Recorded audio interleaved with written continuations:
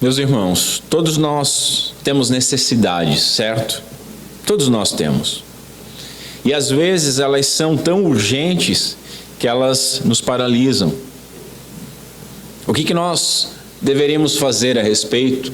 O que nós poderíamos fazer a respeito? A quem nós devemos recorrer? E como nós devemos recorrer? De que forma devemos recorrer?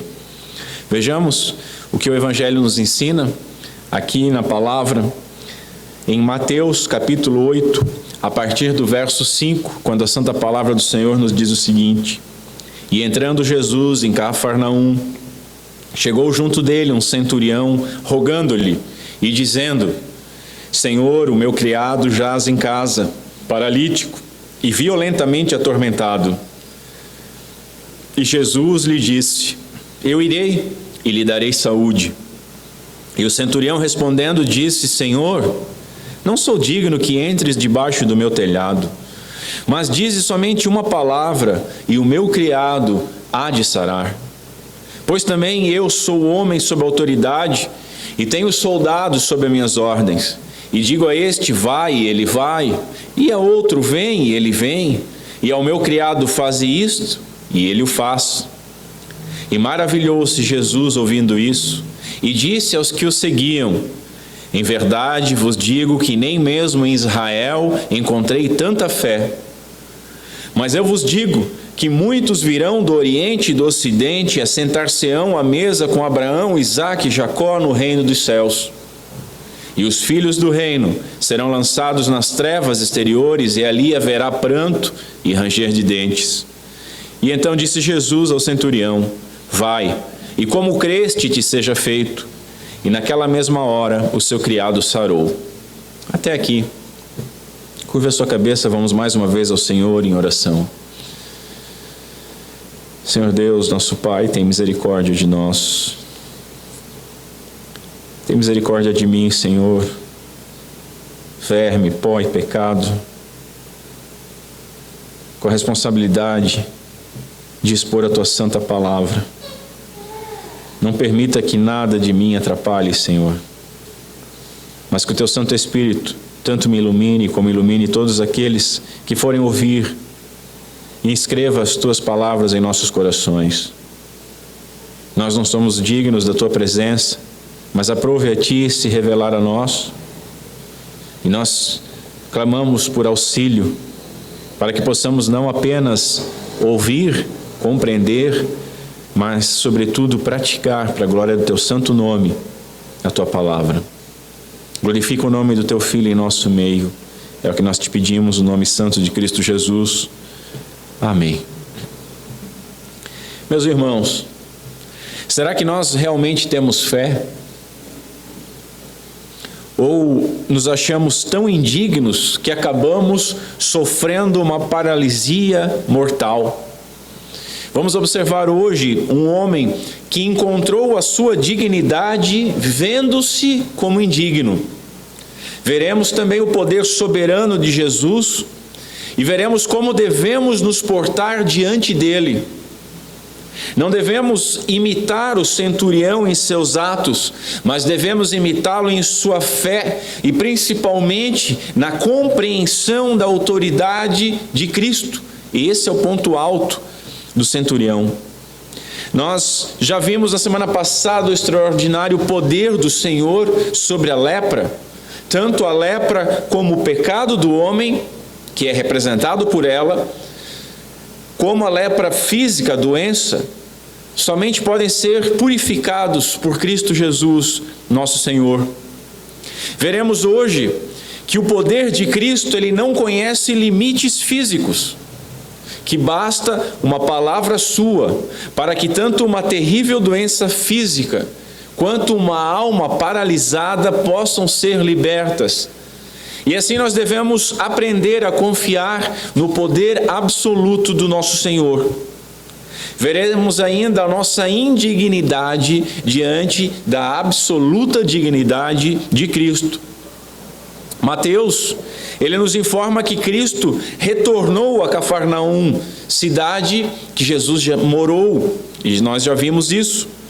Esse centurião deve ter ouvido sobre Jesus quando este passou pela primeira vez e morou em Cafarnaum. Cafarnaum era uma cidade pequena, uma pequena vila pesqueira. E ela deveria ter somente uma centúria. O centurião é um líder de 100 soldados, uma centúria. Ele é o capitão, o comandante desses soldados. E por Cafarnaum ser pequena, muito provavelmente havia apenas uma centúria.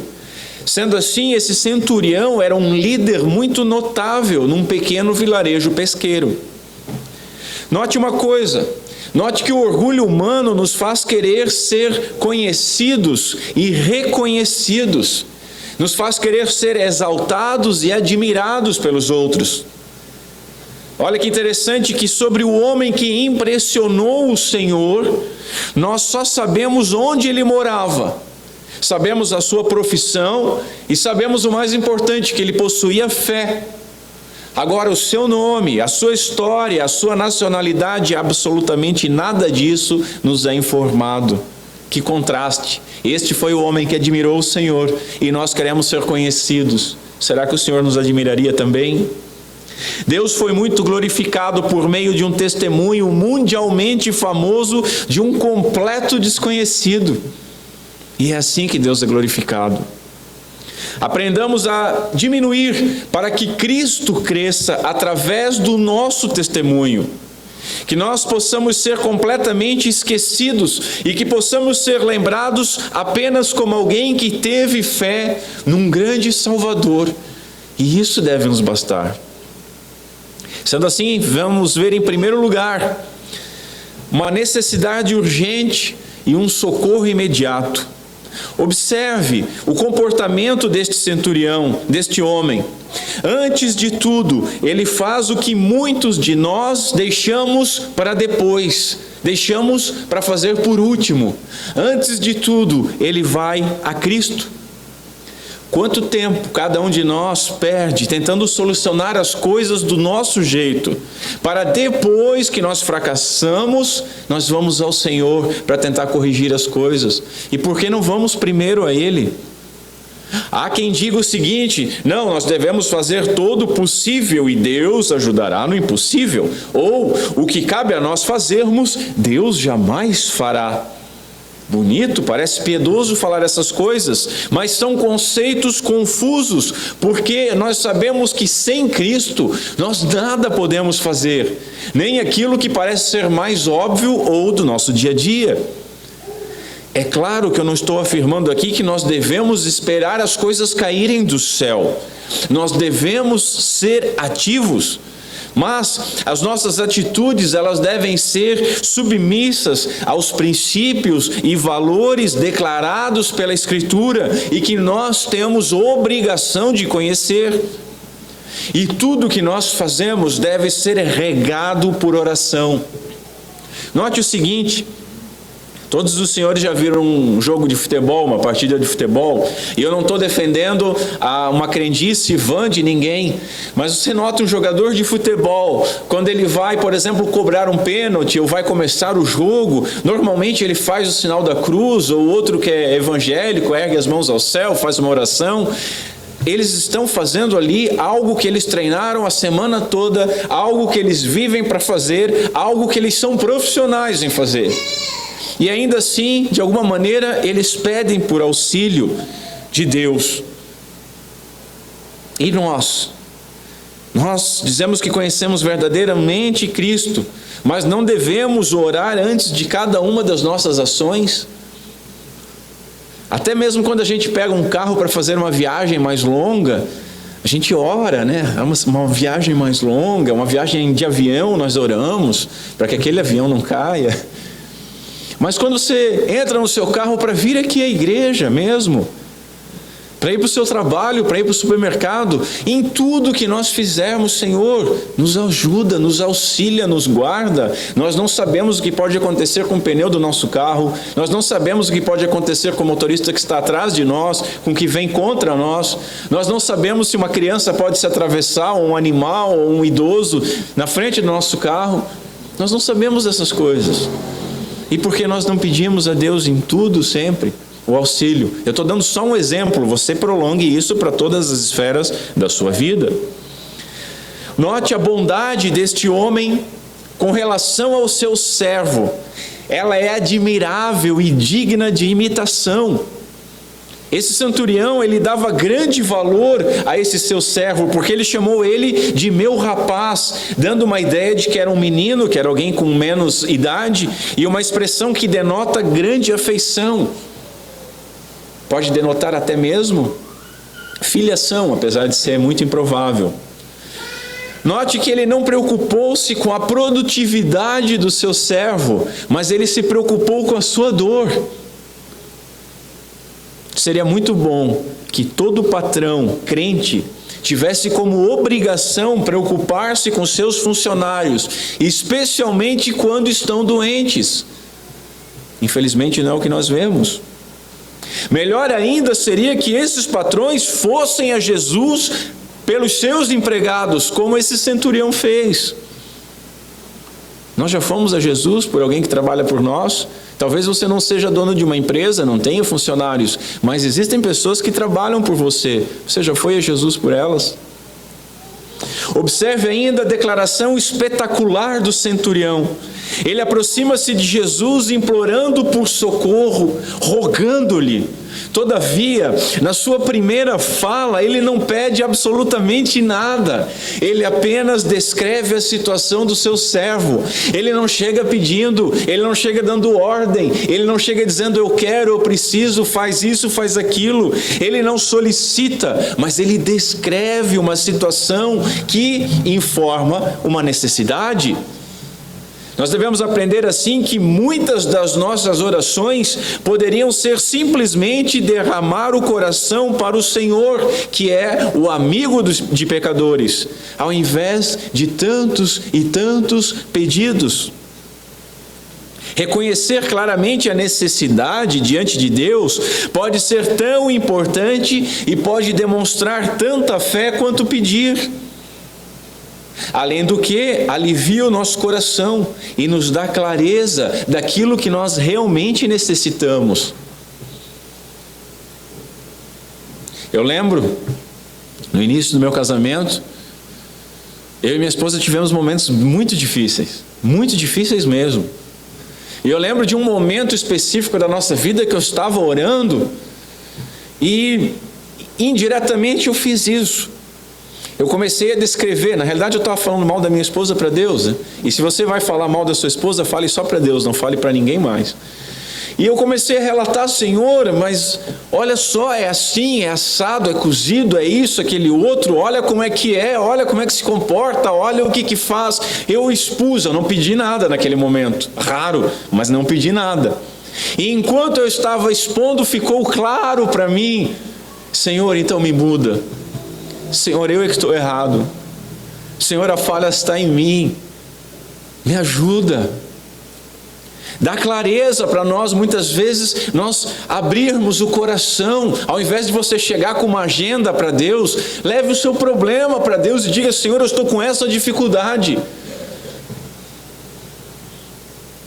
Pessoas gastam horrores com psicólogos para ficarem ouvindo os seus problemas. Pessoas gastam horrores com programas para que pessoas as escutem.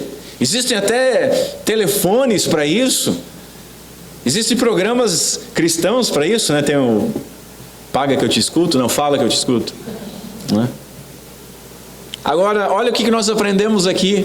Esse centurião ensinou que nós podemos e devemos, por que não dizer assim, fazer isso em oração.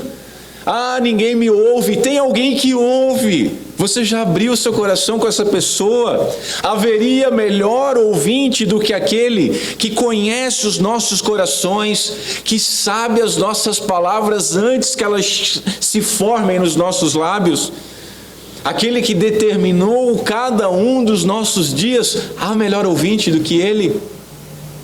Aquele, como eu digo sempre para os irmãos, quando você vai orar, quando nós vamos orar, Ele conhece o nosso coração. E talvez seja um dos únicos momentos reais da nossa vida que nós podemos tirar aquela máscara asquerosa. Nós não precisamos fingir, né, a hipocrisia, a máscara do teatro. Por quê? Porque não adianta fingir com Deus. Infelizmente, muitos de nós oram fingindo com Deus. Mas ali você pode, de fato, dizer: Senhor, eu sou um verme. Senhor, eu tenho pensado isso e aquilo. Isso não é digno de alguém que foi salvo. Imagina, diante de alguém tão poderoso, tão grande, tão conhecedor da nossa vida, melhor do que nós mesmos, nós abrimos o nosso coração. Não há ninguém que possa nos ouvir como o Senhor pode nos ouvir. Haveria ouvinte melhor do que aquele que nos amou primeiro, do que aquele que é o sim de Deus, que morreu e ressuscitou por nós e que, além de tudo isso, tem poder para realmente transformar qualquer situação que nós estejamos vivendo com apenas uma palavra. E nós perdemos tempo, perdemos o sono com os nossos problemas. Misericórdia. Este homem apenas descreveu a situação, ele não disse o que ou como o Senhor deveria agir. Por quê? Porque o Senhor sabe melhor do que nós. De fato, ele não pede em palavras, mas ele relata o caso e permite que a tristeza fale, diz Spurgeon. Não o mérito, mas a miséria deve ser a nossa alegação para com o Salvador. Não é o mérito, não é Senhor, eu fiz, eu faço, eu aconteço, é Senhor, eu estou em desespero, Senhor, eu sou uma porcaria, Senhor, eu estou vivendo uma situação de miséria terrível. É isso que nós devemos fazer e falar, apresentar. O nosso Senhor prontamente respondeu e se dispôs a intervir. Jesus diz enfaticamente no grego: eu irei. Nós aprendemos assim que Jesus nunca despreza um coração quebrantado. Nunca. Você jamais vai poder testemunhar, se você foi ao Senhor de verdade e abriu o seu coração. Eu desafio alguém a dizer: eu abri meu coração para Deus e saí dali entristecido. Você não abriu. O defeito tem que estar em você, não em Deus. Jesus jamais despreza um coração quebrantado. Aqueles que se achegam a Ele com humildade jamais são despedidos vazios. Nós devemos aprender ainda que, embora o centurião fosse um símbolo da opressão romana sobre uma Israel conquistada pelo exército romano, os judeus eram servos de Roma e o rei dos judeus abençoou este soldado. E assim Jesus nos ensina de maneira prática aquilo que ele ensinou de maneira teórica no Sermão do Monte: a abençoar os nossos inimigos. Em segundo lugar, nós vemos um homem extremamente humilde diante de um Senhor extremamente digno. Não mereço, não sou digno de recebê-lo em minha casa. Que frase! Que coisa maravilhosa! Esse homem sente-se desqualificado para receber alguém tão santo e grandioso. Que coisa maravilhosa! No Evangelho segundo Lucas, que narra também essa história, há uma diferença textual. Lá em Lucas não é o centurião que vai falar com Jesus. O centurião primeiro manda uma comitiva de judeus, essa comitiva fala com Jesus, Jesus se dispõe a ir à casa do centurião, e aí ele manda uma segunda comitiva de amigos dizendo: olha, eu não sou digno de receber em minha casa. Por quê? Porque Lucas claramente é uma narrativa mais detalhada do que Mateus. Não há contradição, não há contradição alguma. Mesmo porque, por exemplo, aqui no Evangelho de Mateus, no capítulo 27, nós encontramos a seguinte frase: Pilatos após haver açoitado a Jesus. Ora, nós sabemos que Pilatos não pegou a chibata ou o chicote e chicoteou Jesus. Isso é óbvio, mas ele mandou fazer. Quando ele mandou fazer algo, foi ele que fez. Da mesma forma, se o centurião mandou alguém falar com Cristo, ou se ele foi, das duas formas ele falou. Nós temos uma narrativa mais completa e outra mais simples, e não uma contradição. Dessa forma, o centurião poderia ter mandado pedir e ainda assim não deixava de ser um pedido dele mesmo. Irmãos, aqueles que vieram pedir em nome do centurião, lá em Lucas, eles estavam recomendando este homem para Cristo. Eles estavam falando do que este homem havia feito. Eles dizem o seguinte: ele é digno de receber do Senhor esse favor, pois ele ama a nossa nação. Claro, ele era um gentil, ele era um soldado romano, ele ama a nossa nação e construiu a sinagoga para nós aqui na nossa cidade. Assim nós devemos aprender uma coisa muito clara aqui. Lá em Provérbios, no capítulo 27, diz o seguinte: que os outros façam elogios a você e não a sua própria boca, as outras pessoas e não os seus próprios lábios. Nós somos muito bons publicitários de nós mesmos. Se nós usássemos esse dom publicitário, autopublicitário, para exaltar a Cristo para os outros, nós seríamos baita evangelistas. Mas tem que ser a boca do outro que nos glorifica, não a nossa. Se nós fizermos alguma coisa boa, que seja o outro que elogie, não nós. Esse homem elogiado, notem isso, este homem ele é elogiado por edificar uma casa para Deus, mas ele se julga indigno de Cristo entrar em sua casa. Isso deve deixá-lo admirado, porque para mim é fantástico. O termo digno significa ser suficiente, ou seja, ele não era suficiente, ele não era merecedor, ele não era alguém de posição para isso aos seus próprios olhos, de receber alguém como Cristo em sua casa. E aí nós somos obrigados a comparar quanta diferença daquele pessoal dos nossos dias que permite que Jesus entre em sua casa, que permite que Jesus entre em sua vida, que deseja tocá-lo, que deseja abraçá-lo, que deseja dançar.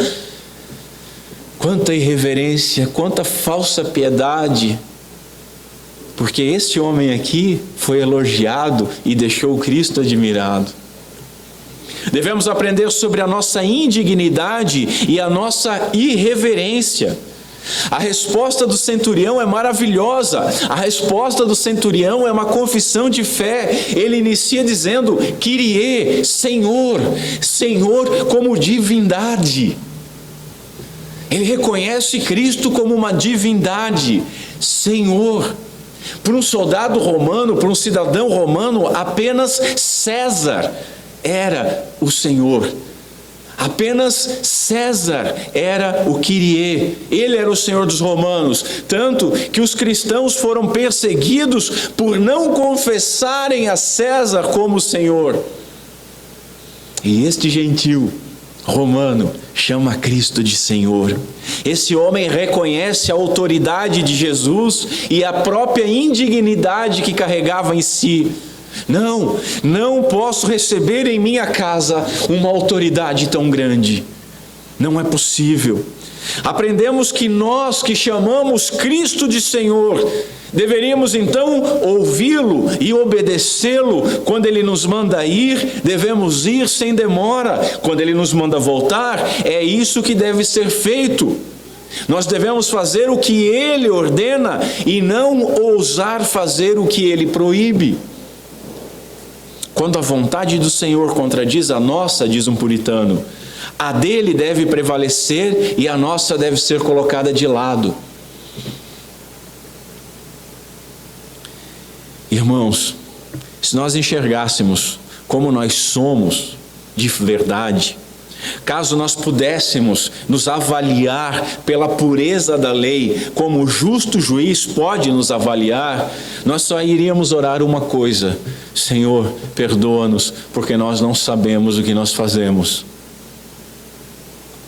Se algum de vocês pudesse saber o que se passa na minha mente, o que se passa no meu coração, os senhores me desprezariam com força total.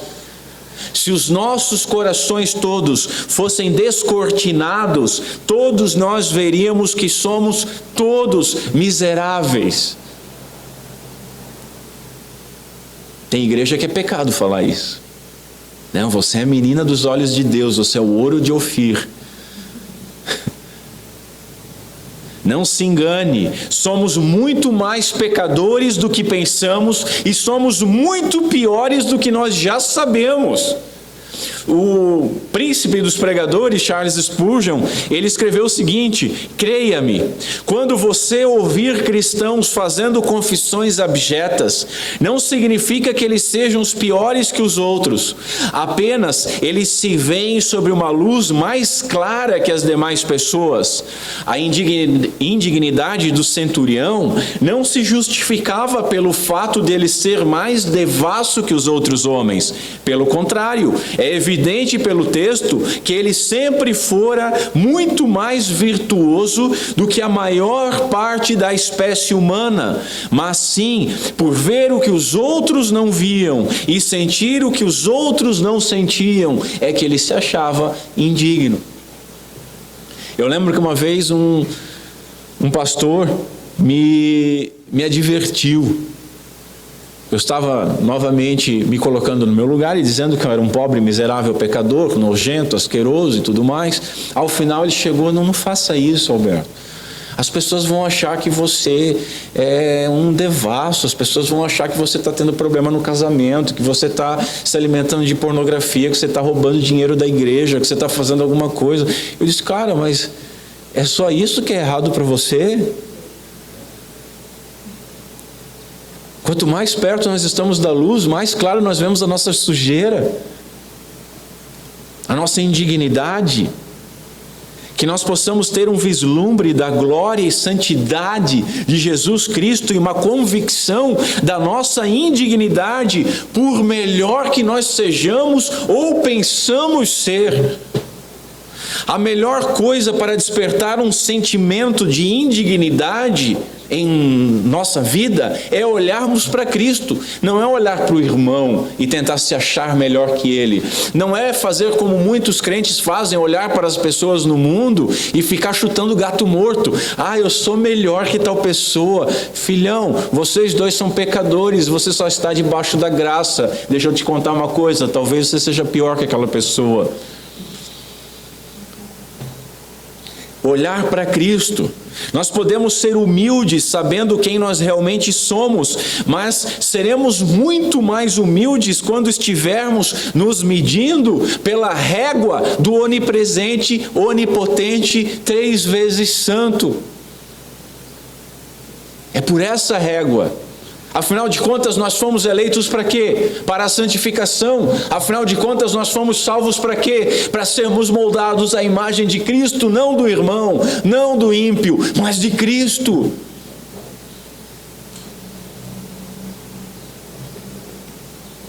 Sede meus imitadores, como eu sou de Cristo Jesus, diz Paulo. Sede santos, porque eu sou santo, disse Deus.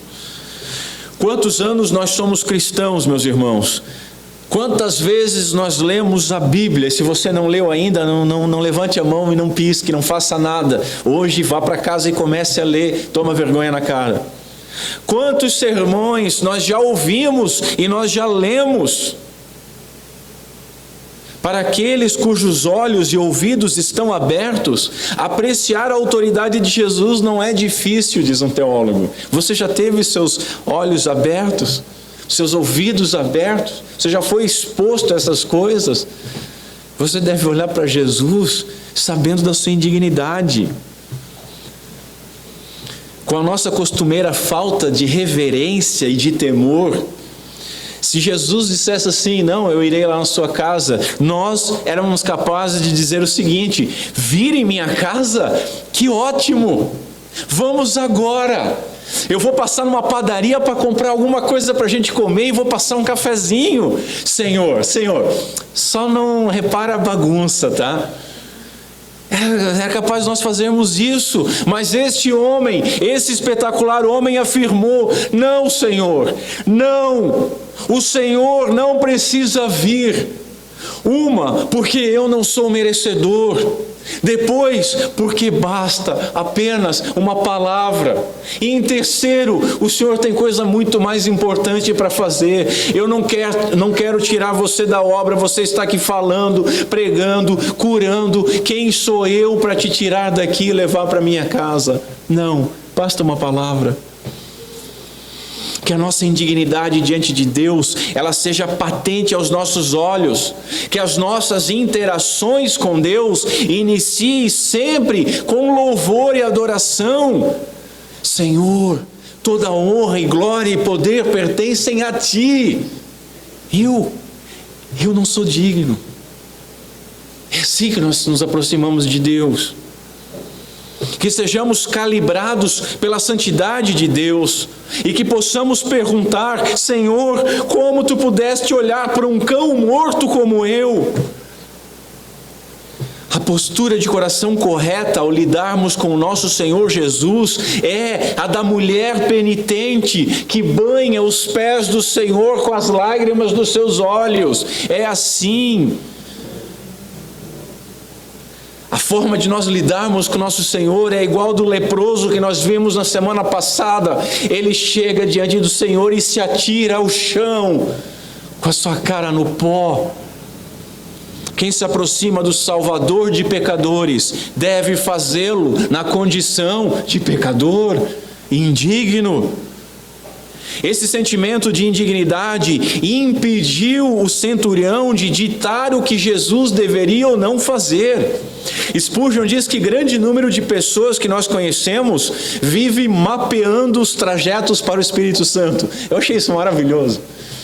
E é verdade, Senhor, faz assim, faz assado. Senhor, eu já tenho tudo prontinho aqui, só preciso do carimbo. É como se fosse um tabelionato. Você faz todo o documento, leva só, Senhor, só confere aqui, bate embaixo o carimbo e está tudo certo.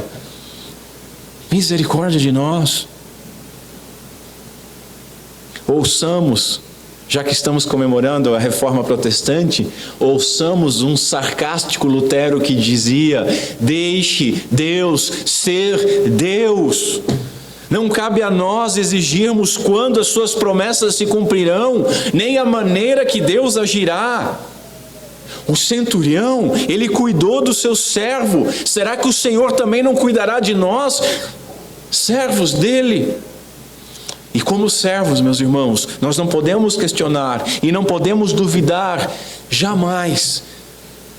E jamais podemos dar ordens. Afinal de contas, servo não manda no Senhor. Esse era um homem digno do ponto de vista humano. No entanto, ele se considerou indigno a voltar-se para Cristo. Nós, quando olhamos para o Senhor, nos sentimos assim? Nós deveríamos. Os homens de maior valor no mundo, eles não costumam se considerarem grandes, eles não costumam se considerarem dignos. Mas quando você vê aquelas pessoas menos merecedoras, mais miseráveis, são as pessoas que mais se vangloriam do próprio mérito. Ou eu estou falando alguma besteira? Ou a gente não conhece pessoas assim, ou a gente já não foi assim. Compreender a nossa falta de dignidade nos deixa mais simpáticos, empáticos e misericordiosos. Quem pensa ser muito é porque considera os outros nada. Quando nós sentimos-nos indignos, nós começamos a prestar atenção no sofrimento alheio. Nós começamos a ouvir o próximo. Nós notamos que tem algo paralisando o nosso amigo, o nosso irmão, o nosso parente. A obra da graça nos faz entender que nós não somos melhores do que ninguém. Assim nós aprendemos que Cristo é todo digno. É Cristo, meus irmãos, quem extrai essa confissão de fé deste homem. Cristo afirma que não apenas curaria o servo, mas que iria também à sua casa. Eu creio que isso ocorreu pelo desejo do Senhor descobrir, ou melhor, revelar a todos nós e ao próprio soldado qual era exatamente o seu desejo, já que o soldado, não fez propriamente um pedido. Eu creio ainda que o Senhor estava querendo demonstrar e revelar para esse próprio homem o grau da sua fé. Note uma coisa: se Jesus não tivesse dito eu irei, esse homem jamais responderia eu não sou digno. E nós sabemos que o nosso Senhor não joga palavras ao vento. Que coisa maravilhosa! O humanismo da nossa era, ele extrapolou o ridículo. Antigamente eram os ateus e os filósofos, mas hoje não são mais ateus e ímpios que afirmam que o homem é a medida de todas as coisas. Hoje nas igrejas, atrás dos púlpitos, nós temos palhaços.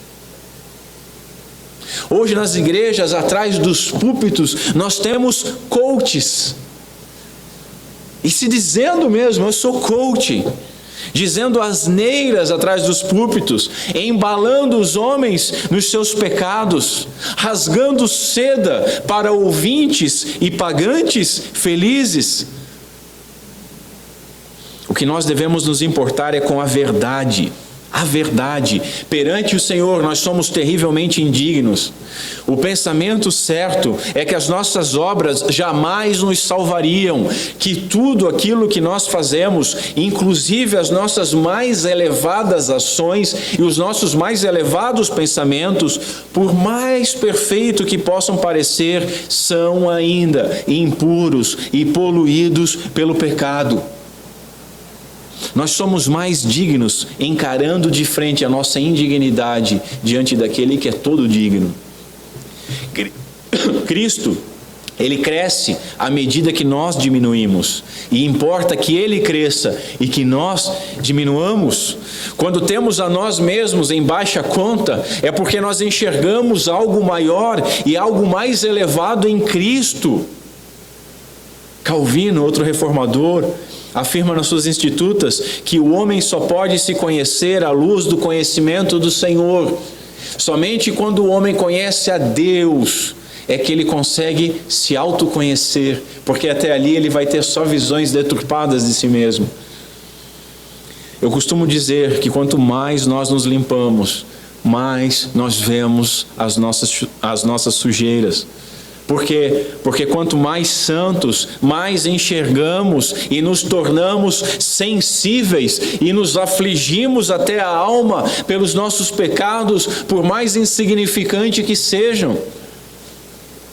Quanto mais crentes nós somos, quanto mais santos nós somos, mais fica distante dos nossos lábios aquelas frasezinhas assim: mas isso aí também não... isso aí todo mundo faz. Isso aí não é grande coisa. Quanto mais santos nós somos, mais essas pequenas coisas nos afligem. E nós dobramos o nosso joelho diante do Senhor e dizemos: Senhor, como pode? Quem me livrará do corpo dessa morte? Porque quanto mais próximos da luz, mais claramente enxergamos toda e qualquer poluição do pecado. Se você olhar para essa estrada agora aqui, ela está toda suja e você não consegue identificar mais o que é sujeira e o que não é. Agora, se você pegar um tecido limpo e botar só um pouquinho de sujeira nele, só uma manchinha, aquela manchinha parece que está acenando para você, não é verdade?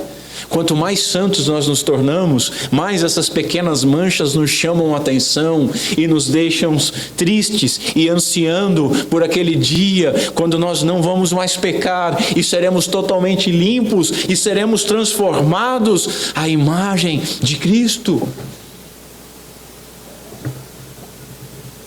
Devemos nos gloriar somente em Cristo.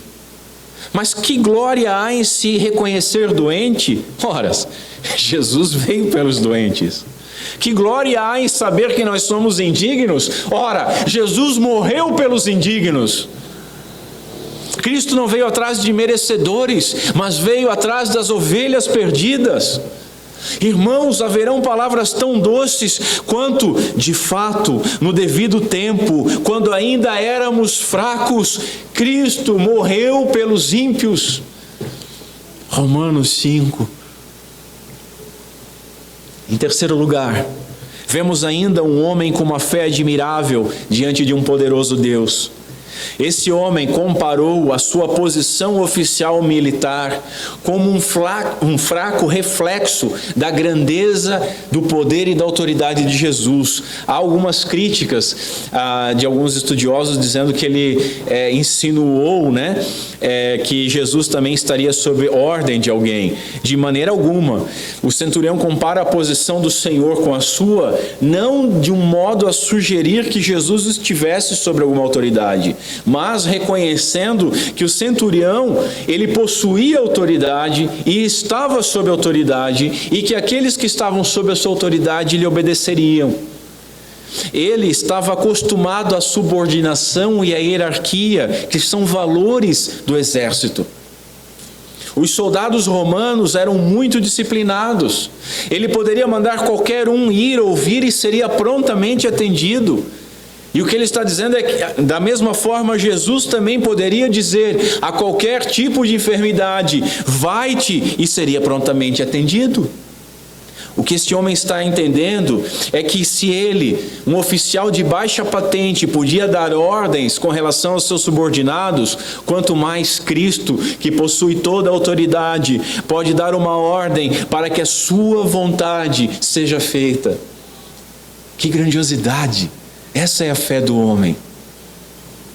Quando um centurião dava uma ordem, toda a estrutura hierárquica romana estava por trás dessa ordem. Quando o centurião falava, Roma falava, e por isso ele era prontamente obedecido.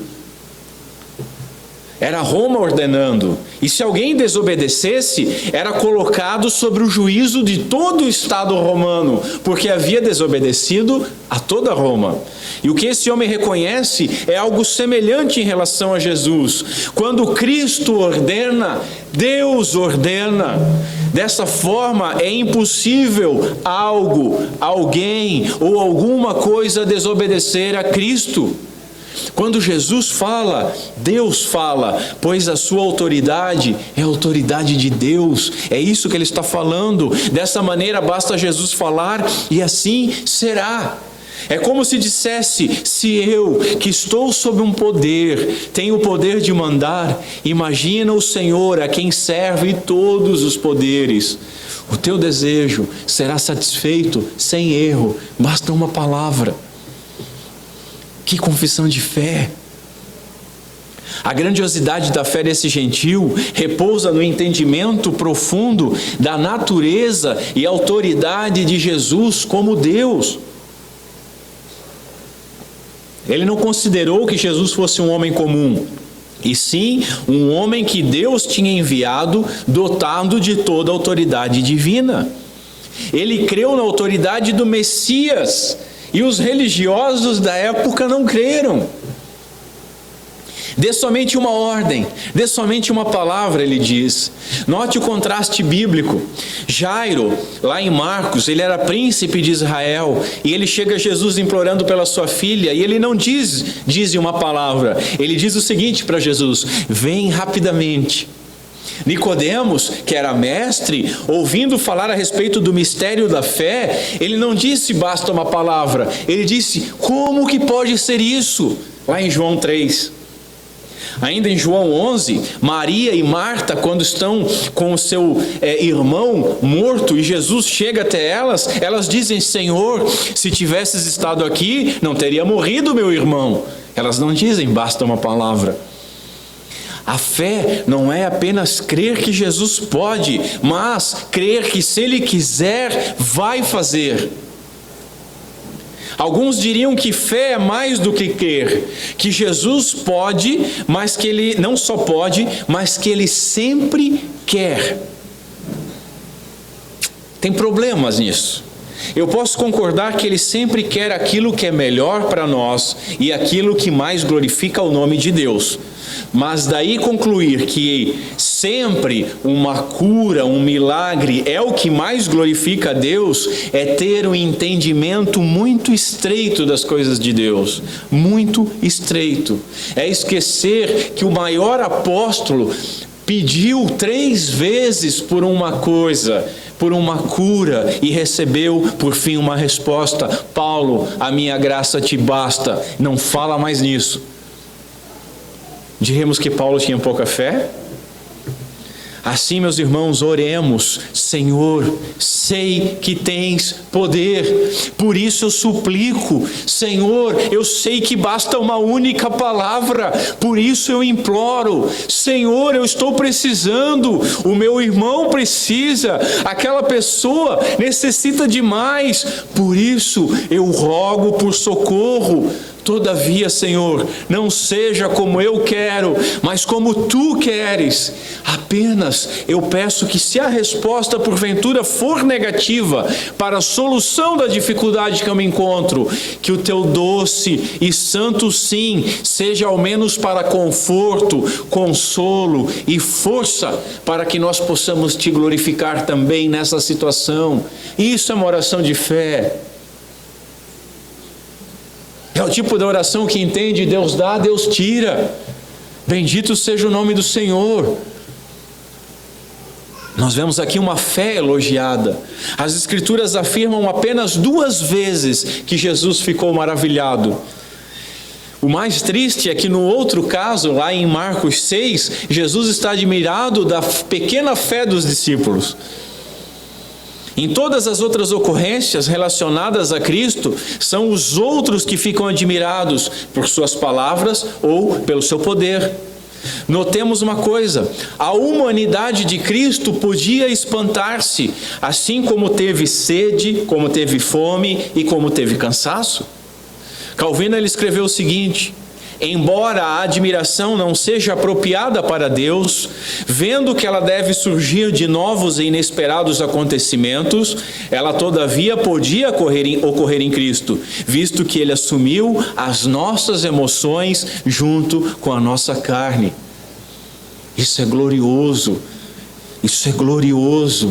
porque aí nós vamos encontrar lá em Hebreus, o autor dizendo que nós temos um sumo sacerdote que passou todas as coisas e pode nos compreender.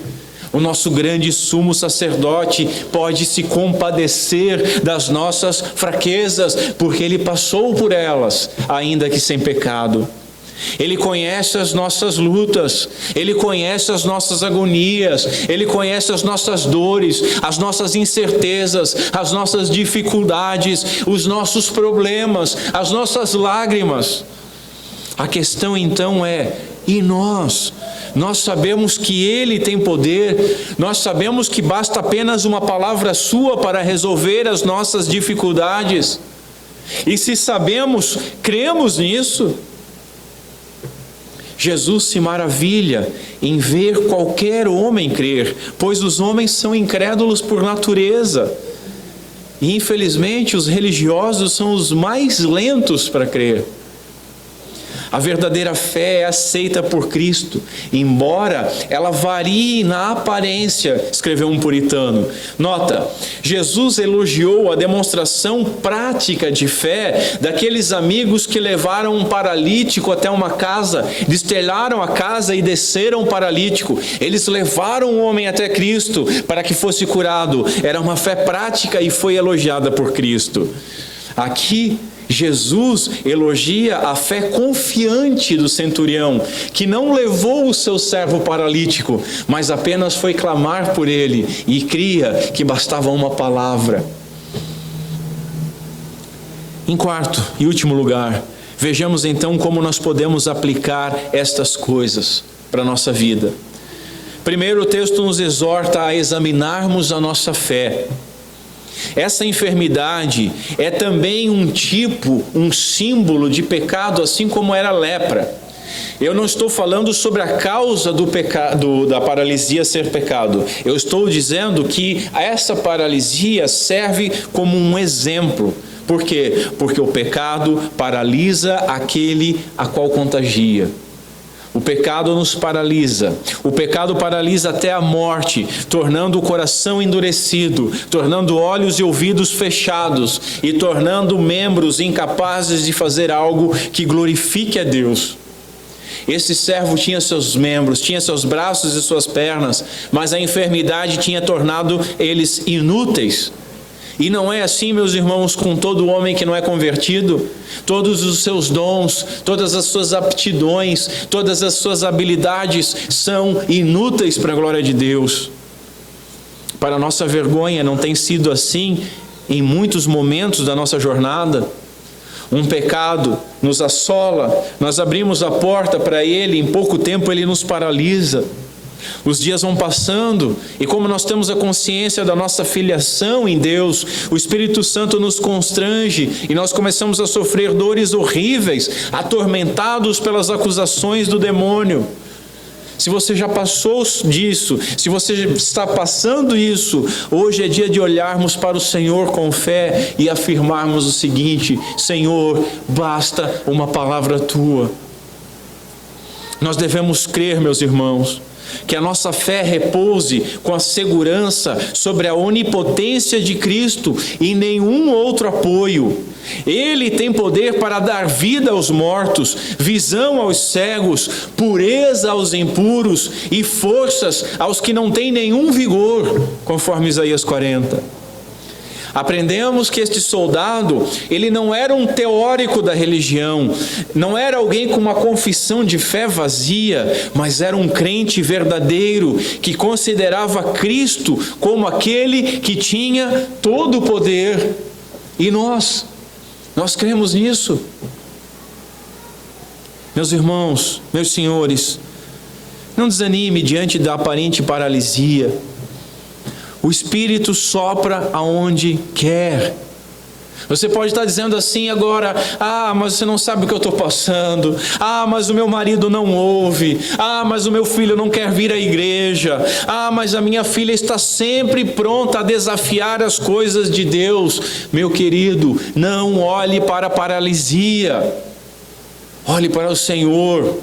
Paulo, quando ele foi encontrado pela graça, ele não estava indo à igreja, ele não estava numa igreja, mas ele estava indo ferir a igreja, e foi encontrado pela graça. Deus pode tocar o coração de quem quer que seja, aonde quer que esteja. Nós cremos nisso. Jesus elogiaria a nossa fé ou se admiraria com a nossa pequena fé? Cristo tem poder. Não permita que algum sentimento seu de incapacidade, de miséria ou de indignidade atrapalhem a sua oração. Pelo contrário, quem vai pedir por misericórdia e por graça deve ter essas características: incapacidade, miséria e indignidade. Essas coisas devem ser um motor auxiliar da nossa oração. Podemos imaginar que não sejamos dignos daquilo que pedimos, ou que falte alguma coisa no nosso testemunho.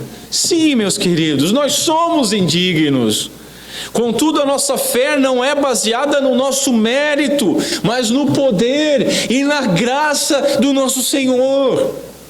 Não é o tamanho da nossa fé, não é o tamanho da nossa obra, não são os nossos méritos. É a nossa indignidade que chega, a nossa miséria pedindo por misericórdia para aquele que é misericordioso e tem todo o poder e é capaz de fazer.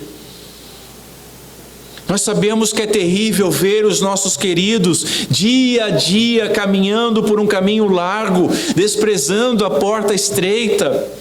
Mas eu repito, não permita que nada atrapalhe a sua oração. Basta uma palavra de Jesus e tudo pode mudar. O centurião estava preocupado com o seu servo paralisado, assim como hoje em dia você e eu estamos, eu espero, preocupados com pobres almas paralisadas pelo pecado, na nossa família, no nosso trabalho, na nossa escola, na nossa cidade. E somente Cristo tem poder para salvar alguém da paralisia do pecado. Veja, Ele atende. A fé do centurião deve inspirar as nossas orações, mas a resposta do Senhor deve inspirar muito mais. Vai, e como creste te seja feito. Temos que entender esse como aqui, porque há quem diga que a nossa fé é a causa dos milagres, ou então que estes são proporcionais à nossa fé. Bobagem! Jesus realizou um milagre não proporcional à fé do centurião, tampouco por causa da fé do centurião, mas no teor do que era esperado pela fé do centurião, porque o centurião sabia que Cristo podia fazer. Não é o tamanho da nossa fé, é a certeza de que Cristo pode fazer. Cristo entronizado nos céus, Ele não precisa descer imediatamente para corrigir a minha e a sua vida, para corrigir os erros de uma igreja que comemora 503 anos da reforma e está uma bagunça hoje em dia. Não precisa vir diretamente, imediatamente para corrigir a perversidade do mundo. Ele não precisa vir pessoalmente tocar em algum enfermo ou em alguém que esteja paralisado pelo pecado. Ele pode apenas enviar uma palavra para que todo bom propósito seja estabelecido. Você crê nisso? Nenhum coração, meus irmãos, pode sensibilizar-se tanto por nós como o coração de Cristo, escreveu o bispo Ryle. Hoje, infelizmente, é comum as pessoas buscarem sinais, sonhos e profecias humanas. Veja o seguinte, não é absolutamente por nenhuma palavra minha ou de nenhum pregador, mas é pela palavra de Cristo. É nisso que devemos fundamentar a nossa fé e a nossa confiança. Nós encontramos nas Escrituras a informação de que basta uma palavra sua. Nós não precisamos ouvir absolutamente nada, como aquele paralítico não ouviu, mas foi curado. Nós só precisamos crer. Ele aguardou o seu Senhor buscar a cura, e o seu Senhor foi até o nosso Senhor. Portanto, é lá com o nosso Senhor que nós devemos buscar a nossa esperança. Como desprezar essas coisas? O bem-aventurado criado, servo, ele recebeu a cura para a sua aflição, mas muito mais bem-aventurado foi o centurião. Ele demonstrou a sua fé, e essa fé foi confirmada, aprovada e elogiada por Cristo. Bendito o Senhor, que apesar da nossa indignidade, nos ouve e nos atende.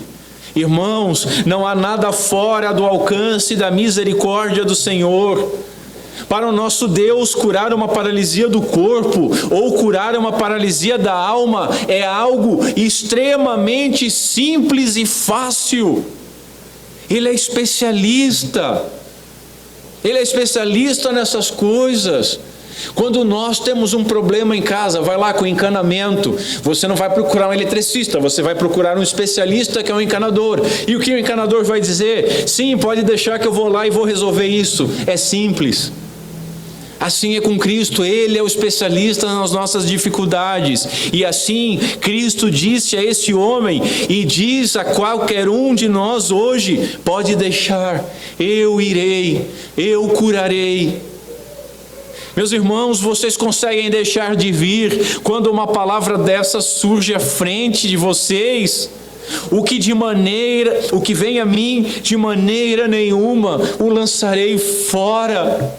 Outra, eu irei e darei saúde. Outra, vai e como creste será feito. Creia, meu irmão.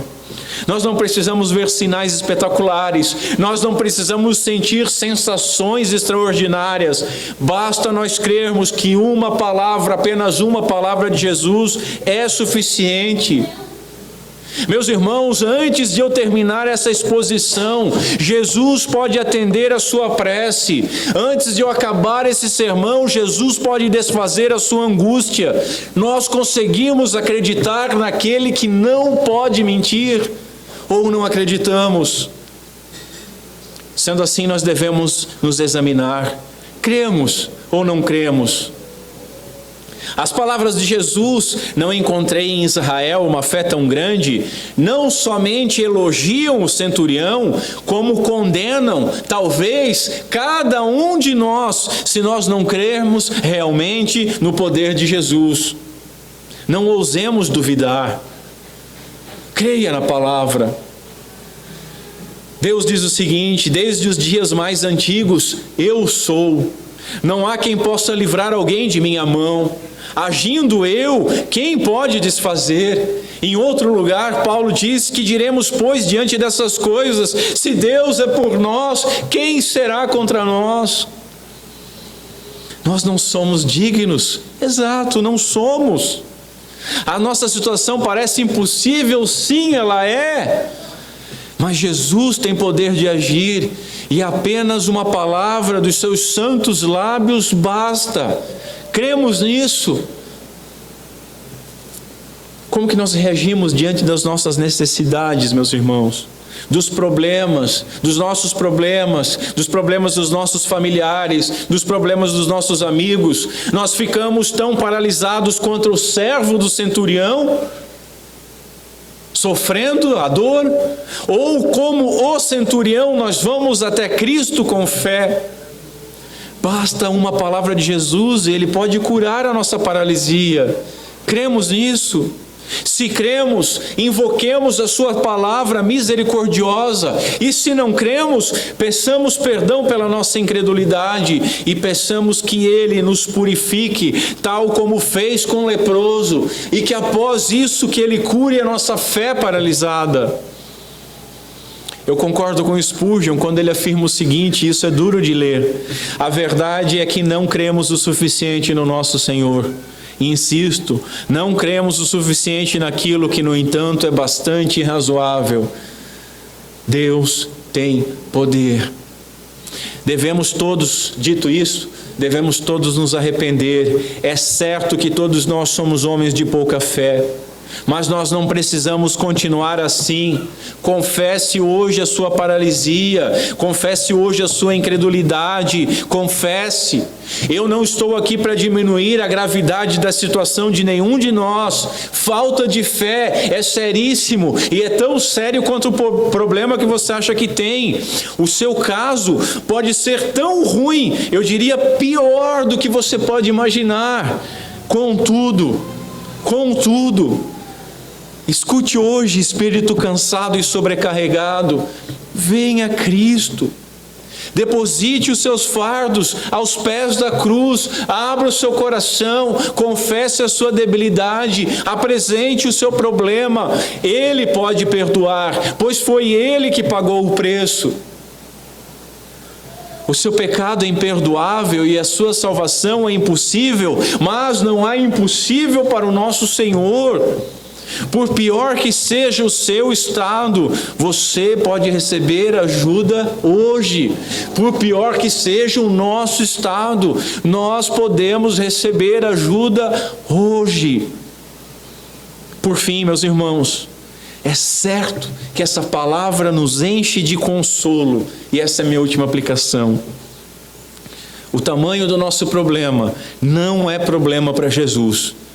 A nossa indignidade não pode pará-lo. Nem a lepra, nem a morte, nem coisa alguma pode parar o nosso Senhor. Irmãos, o pior dos pecadores não pode fazer o Senhor incapaz de perdoá-lo. Se assim quiser, basta uma palavra.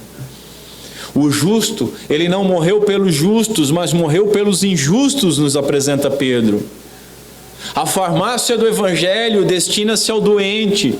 O pão do Evangelho é para o faminto. A fonte do Evangelho está aberta para lavar o impuro. A água do Evangelho é para o sedento. E se você acha que não precisa, não deve receber. Mas se você quer, pode se achegar com total liberdade que receberá. Escreveu Spurgeon. Irmãos, preste atenção no que eu vou falar. Nós estamos à distância de uma oração do nosso Pai. Eu vou repetir, nós estamos à distância de uma oração do nosso Pai. Você que me ouve hoje, que imagina não ter mais esperança para o seu filho, para a sua irmã, para o seu marido, para a sua mãe, não pense assim nem por um minuto. Enquanto houver vida, há esperança, basta uma palavra. Você que se sente paralisado, você que se sente pendurado como que com um pequeno barbante sobre o risco de cair no fogo do inferno, que já sente as agonias das chamas, não perca um segundo, porque pode ser fatal. Creia no que eu digo agora, com uma única palavra, o Salvador pode te salvar. O pecador mais tenebroso ainda pode se tornar o mais brilhante dos santos. Você crê nisso?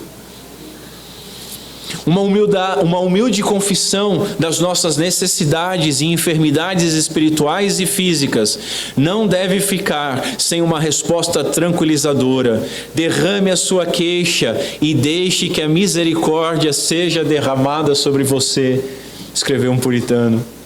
Ore com fé no poder e na graça do Senhor. Preste atenção no que eu vou dizer. O nosso alívio está a uma palavra de distância de nós. Eu vou repetir. O meu e o seu alívio está a uma palavra de distância de nós. A distância de um lugar não pode obstruir nem o conhecimento, nem o trabalho daquele que enche todos os lugares com a sua santidade. Afinal, o Senhor nos pergunta em Jeremias: porventura sou eu Deus de perto, diz o Senhor, e também não Deus de longe? Deus não está longe de nós, mas ainda que estivesse, basta uma palavra. Proclamemos junto com o salmista no Salmo 107, Ele enviou a sua palavra e os curou e os livrou da morte. Ore assim: Senhor, eis os meus infortúnios, salva-me, salva-me como quiseres. Cremos que a tua palavra é suficiente para cada um de nós. Proclama uma única ordem, Senhor, e isso nos basta. Você crê nisso? Nós não podemos errar sobre dignidade. Não somos dignos de termos Cristo sobre o nosso teto. Mas, meus irmãos, nós não podemos justificar a nossa falta de fé dizendo que nós não somos dignos de tê-la, porque fé forte é fé humilde, é fé que reconhece que não é merecedor. Existem pessoas que se acham pecadoras e, portanto, não se sentem merecedoras de receber algum milagre. Meu amigo, nós somos todos indignos. Se fosse por nossa dignidade, Jesus não teria descido à terra, mas teria trazido um dilúvio de fogo sobre nós, porque é isso que nós merecemos. Mas Ele veio atrás do doente e do indigno. Crer que será ouvido por Cristo porque não tem pecado é uma violência ao Evangelho. Isso é contrário à fé, isso é um mérito ilusório. Cristo, meus irmãos, não espera que nós nos tornemos melhores para nos aceitar. Ele veio atrás de nós quando nós ainda estávamos mortos em delitos e pecados. Ele é o amigo de pecadores. Ele veio pelos doentes. E quando entendemos que como nós estávamos, tal qual uma ovelha perdida, nós encontramos nele o bom pastor. Quando nós entendemos que estávamos impuros como um leproso, ele nos purifica. Quando entendemos que estávamos paralisados, ele corta graciosamente tudo aquilo que nos prende. Vamos então a Cristo, pois Ele tem poder e quer o melhor.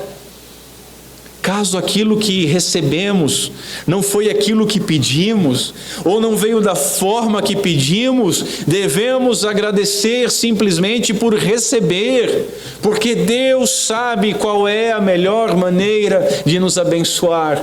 Ele não segue o nosso script, e glória a Deus por isso. Esse criado, ele não poderia ter feito mais pelo seu Senhor do que o Senhor fez por ele. Esse homem era servo desse centurião, mas ele nunca serviu o centurião como o centurião serviu a ele, indo até o nosso Senhor, até Cristo por ele. Da mesma forma, meus irmãos, o melhor que podemos fazer por quem nós amamos é ir a Cristo por essa pessoa. Se você tem pedido para Deus libertar uma pessoa querida sua da paralisia, da incredulidade, venha a Cristo com fé. Jesus ama os pecadores muito mais do que nós, porque os pecadores custaram muito mais do que poderia custar para nós, ainda que nós passássemos dias e noites em claro orando, porque custou o seu sangue, custou a sua vida. A Jesus foi confiado pelo Pai a salvação do perdido, e o seu zelo em cumprir a sua obra jamais diminuiu. Jesus foi à cruz pelo pecador. Jesus foi à cruz pelo pecador, e nós não iríamos a Cristo por eles. Jesus derramou a sua vida pelo pecador.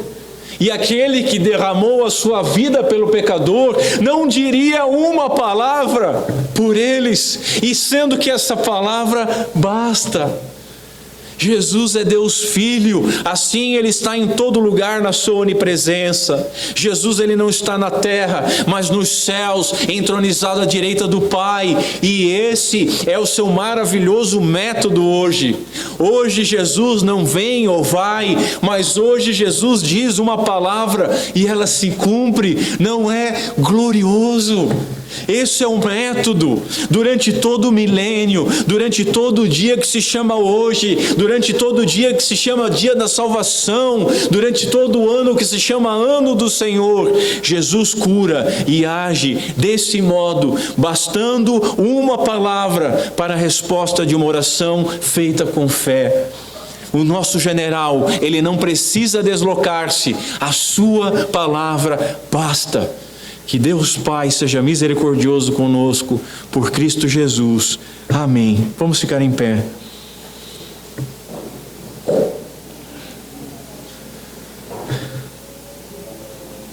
Curva a sua cabeça. Senhor Deus, nosso Pai, tem misericórdia de nós. Nós somos tímidos em fé, nós somos homens de pouca fé. Muda os nossos corações, Senhor. Que possamos aprender com esse centurião que foi até Ti. Que nós possamos sempre ir a Ti, crendo que Tu tem poder para fazer, e que se for da Tua vontade, Tu vai fazer. Aumenta-nos a fé. Aumenta-nos a certeza de que nós somos indignos, e é só por graça que Tu nos ouve. É por misericórdia que Tu atendes a miseráveis como nós. Isso é esclarecedor e é consolador, porque não depende do nosso mérito, Senhor, mas da Tua graça. Tem misericórdia de nós. Declara uma palavra sobre a nossa vida, para que nós cresçamos em fé. Declara uma palavra na nossa vida para que nós cresçamos em santidade. Declara uma palavra na vida dos nossos queridos que estão enfermos, para que sejam curados. Declara, Senhor, uma única palavra para aqueles que estão enfermos espiritualmente, para que as suas almas sejam trazidas à vida. Basta uma palavra Tua. Nós cremos. Aumenta-nos a fé. É o que nós te pedimos, no nome santo de Cristo Jesus. Amém.